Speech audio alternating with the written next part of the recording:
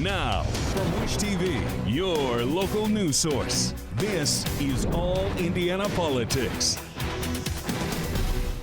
Good Sunday morning. Welcome to another edition of All Indiana Politics. I'm Phil Sanchez. Mike Braun and Jennifer McCormick already are gearing up for a tough general election. Braun easily won Tuesday's primary despite facing 5 challengers. He talked to our government reporter, Garrett Bergquist, shortly after his victory speech. Well, it took only a little over an hour for Mike Braun to lock up the Republican nomination. Senator, how are you feeling tonight?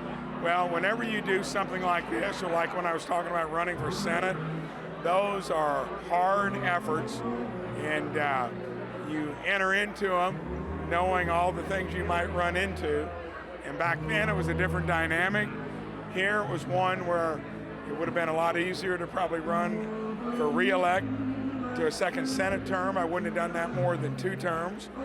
I felt there was more potential coming back here.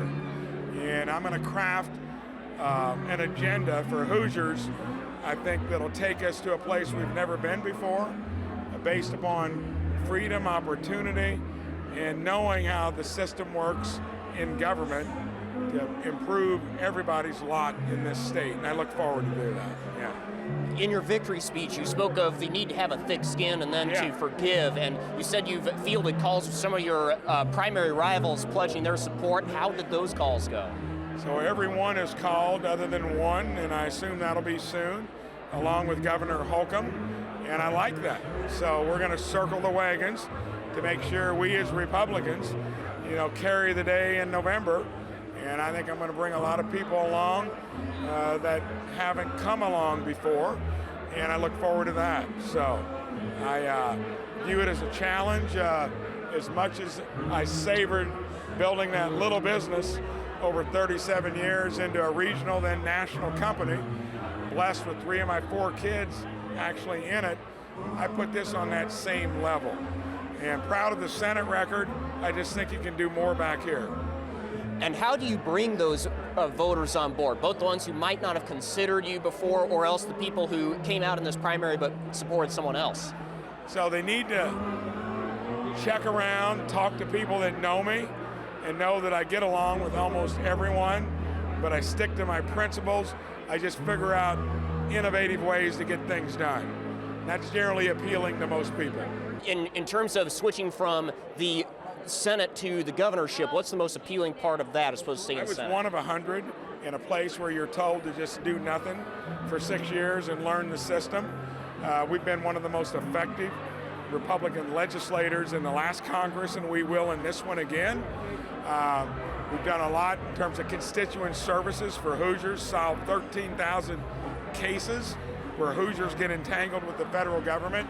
Imagine what you can do when you can set the agenda and work with the legislature to actually work on real issues that are going to be helpful to all Hoosiers if you get it right. And that's the nature of being an entrepreneur and a politician at the same time. Senator Mike Braun is now the Republican nominee for governor. Senator, thank you for your time. You're very welcome. Thank you. And Braun already has announced his preferred pick for lieutenant governor. On Wednesday, he announced he will campaign to put State Representative Julie McGuire in for that job. She's a first-term state representative from Perry Township in Marion County. This is set up a fight now for the lieutenant governor nomination at the state Republican Party convention next month. Pastor Micah Beckwith has been campaigning for the job for months now. Convention delegates make the final decision on who will join Braun on that ticket. Meanwhile, Jennifer McCormick was unopposed in the Democratic primary, and she tells me she plans to keep her campaign bipartisan and focused on the issues that affect Hoosiers every day.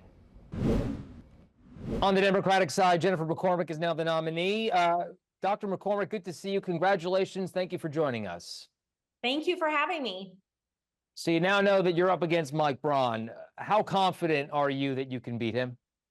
I'm ready to go. We're confident. We're on the correct side of issues, and we've got great bipartisan support. We've got a great grassroots coalition, and we're ready to get this done.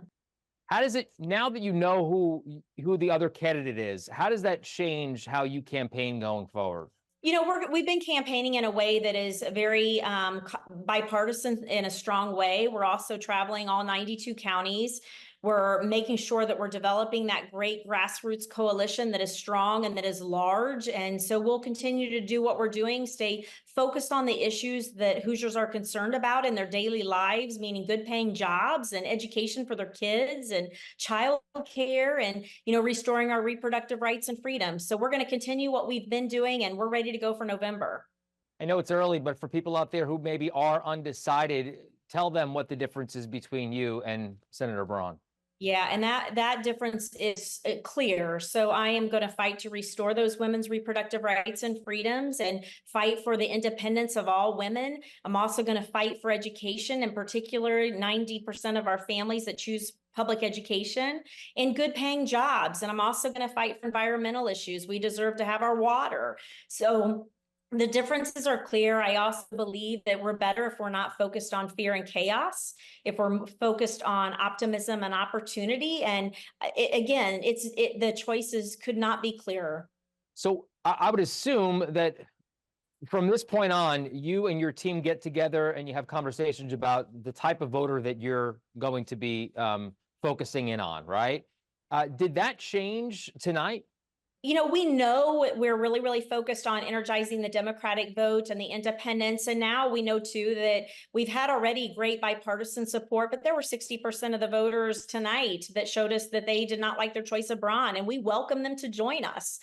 People don't want fear and chaos. We want someone who will approach the State House with balance in a bipartisan way, who will stay focused on the issues that impact our daily lives. We deserve to have a bipartisan common sense and a civil situation in that governor's office. And that's what I intend to bring. And we will focus on all Hoosiers that want to join us. What do the next few months look like for you?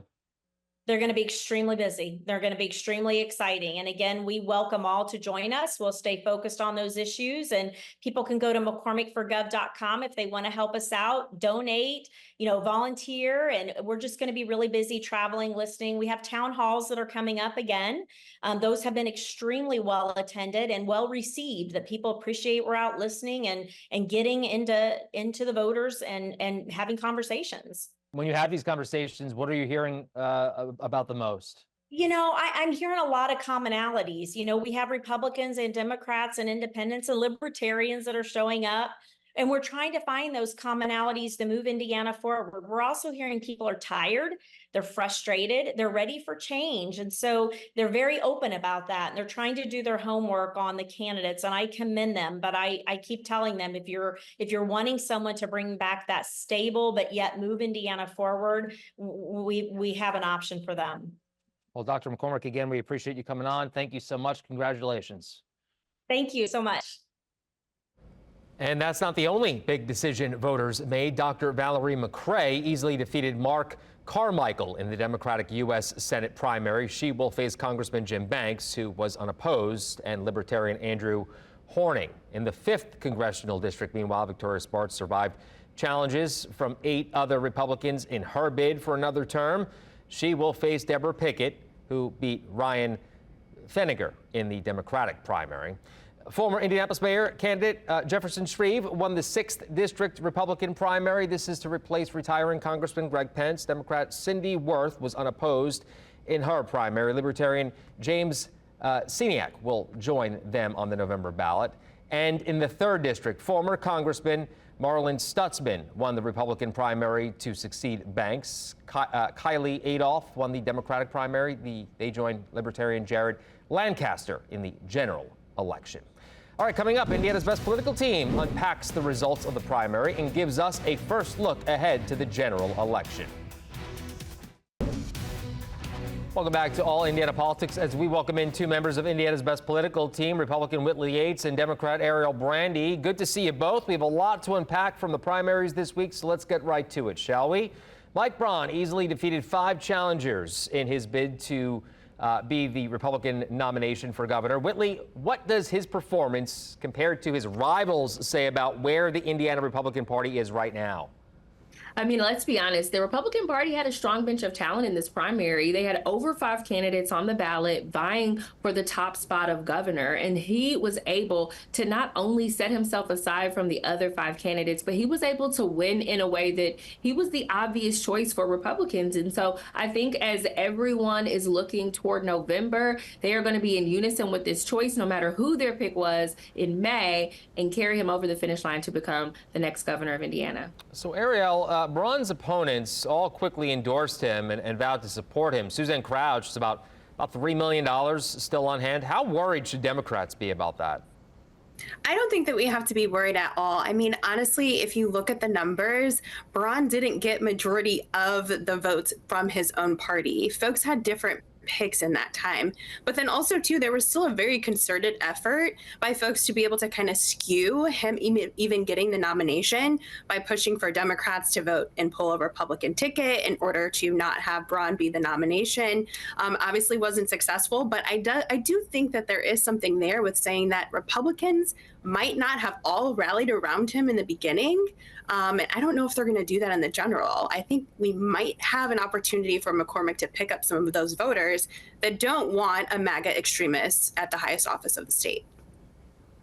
Staying with statewide races right now, Democrat Valerie McCray made history Tuesday night. She became the first black woman ever to receive a major party's nomination for U.S. Senate in Indiana. Arielle, how significant is this? It's very significant, especially for our state and for the Democratic Party. I think it's important to note that right now we're in a very pivotal moment where Black women are running across the state of Indiana and Hoosiers are voting for them. And this is the representation that they're wanting to see. So this is very exciting for us to have another historic moment, but also to be able to put somebody up against Jim Banks, to be able to challenge him going into this race in hopes of us being able to reclaim that nomination and have a Black woman service in the U.S. Senate. Whitley, I'll let you weigh in on that as well. Also, how big of a threat is she to Jim Banks in November? Yeah, I mean, I think you have to applaud her for being the first Black woman to really even meet this feat. But the truth is she is going to be defeated. There is no stopping Jim Banks. He is a powerhouse when it comes to fundraising. He has the support not only in Indiana, but in D.C. and also with the PACs and the people. So I don't believe that Valerie is going to be a viable candidate against him and is going to be someone that is actually going to be able to move the needle either way. All right, well, we'll see what happens there. About 20% of Indiana Republican voters voted for Nikki Haley in the presidential primary, even though Haley suspended her campaign back on March 6th. That's a few months ago now. Whitley, Haley continues to get protest votes in other states as well. On a national level, how worried should Donald Trump be about those voters breaking for someone else in November, or even simply not voting at all? You know, primaries are all about competition. And so in the primary, whether it's Nikki Haley, Donald Trump, if you're not for Trump, then you want to vote and protest, even though she's withdrawn herself. But the truth of the matter is that when it comes to November, it's about collaboration. It is honestly just about beating Joe Biden. So at this point in time, it doesn't matter where you were in May, because what matters is in November that you're going to be right and tight together and vote for what's in the best interest of this country and of this nation and of the party. So you can expect to see that level of dissension or disagreement or competition in a primary. But when it comes to November, they're going to be right and tight together, as they always have been. To that point, Arielle, how do Democrats appeal to those voters without alienating the progressive wing of the party? I think there's still an opportunity for us to be able to speak to the progressive wing of the party. I do think it's important to note that, obviously, as Whitley said, you know, during the primary, there is going to be a lot of competition, a lot of protest voting. But at the end of the day, when it comes to the general, we all know what we do not want, and that is another administration with Donald Trump at the helm of it. And we've been able to see that. And even with these protest votes that are happening, I think it provides an opportunity when it comes to the general for voters to really collaborate and figure out who is the best person to represent us. And that has to be Joe Biden in order for us to move forward as a country. Whitley, I want to return to you for this next one. Braun says that he wants State Representative Julie McGuire to be his lieutenant governor. Meanwhile, Pastor Mike Braun has been campaigning for the job for months. Delegates to the State Republican Party convention, as you know, next month will decide who gets that nomination. So how do you see this playing out, Whitley? You know, I'm going to be honest. I think that it'll play out in a way where they're going to support who the nominee chooses and selects, because they want not only the governor, but the lieutenant governor to be able to work seamlessly together. And so if in choosing Mike Braun as the gubernatorial candidate, his choice is Ms. Julie McGuire, then they're going to support his choice because that's what's going to make for a seamless administration. So I know that Mike has been campaigning. I've seen him out on the trail. But in this case, I do believe that the delegates are going to go with the decision of who the gubernatorial candidate wants to be their running mate and their number 2. That being said, Arielle, how much does the choice of running mate affect Democrats' messaging and strategy for November? And have there been any rumblings as to who Jennifer McCormick will pick? No rumblings yet that I know of, but I do think that, it's great that we didn't have a contested race at the top of our ticket and that we were able to come forward with Jennifer McCormick. And, going into convention, I think it's important to note that delegates having a choice always makes for great competition. Right now, I know we're really focused on, we have a really competitive attorney general race that we're looking forward to. And I think when it comes to our gubernatorial race, we'll be in a really good place and trust that Jennifer will make the best pick for us in our state and that we won't have too much competition there. So I think it would be great. And we'll see what happens as Whitley shakes her head in disagreement. So I don't agree. Always good to have you both on the show. You're going to stick around. We have more political headlines coming up after the break. We will be back on the other side to talk more about the potential pause in military aid to Israel. We will be right back.